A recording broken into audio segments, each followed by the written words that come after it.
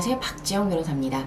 오늘은 제가 학교폭력심의위원으로 들어가면서 경험했던 일들을 바탕으로 학교폭력위원회에 들어갔을 때 어떻게 대처하는지 좋은지 좀 시리즈로 좀 알려드리도록 하겠습니다.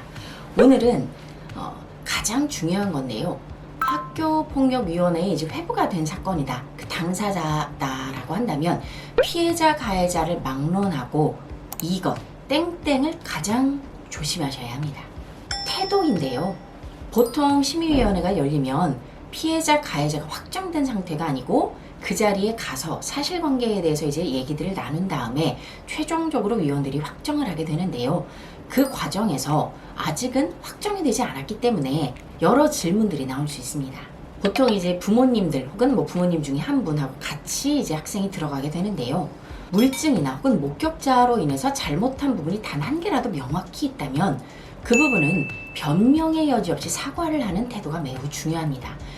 미안은 하지만 미안하다는 사과는 했지만 뒷단에 다른 말이 너무 많다? 이게 절대 사과 아니죠. 네. 그렇다면 반성의 매치 없구나 라고 연결이 될 수 있습니다.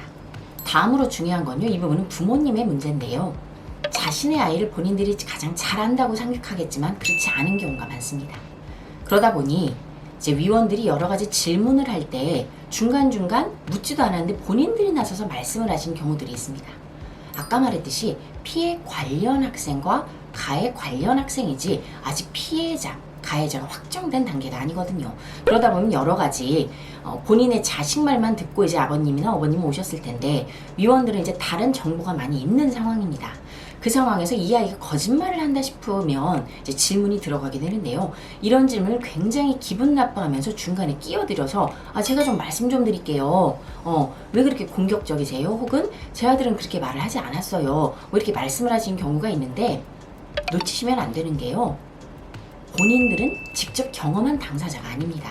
부모님들의 경우에는 위원들이 특별히 아버님 혹은 어머님께 여쭤볼게요 혹은 말씀하세요라고 하기 전에는 끼어드시지 않는 것이 좋습니다. 실제 그 사건을 경험하고 보고 듣고 한 학생에게 이제 질문을 하는 경우가 많고요. 부모님이 대신 대답해주는 경우에는 아이가 초등학교 저학년처럼 매우 어린 경우에 해당합니다. 이 부분을 좀 유념하셔서 하시면 좋을 것 같고 다른 재판이나 이런 것들에 비해서 당일의 태도가 처분의 수위를 바꾸는 매우 중요한 요소가 될 수 있다는 것을 알려드리고자 합니다. 추가 문의 사항은 연락 주시면 감사하겠습니다.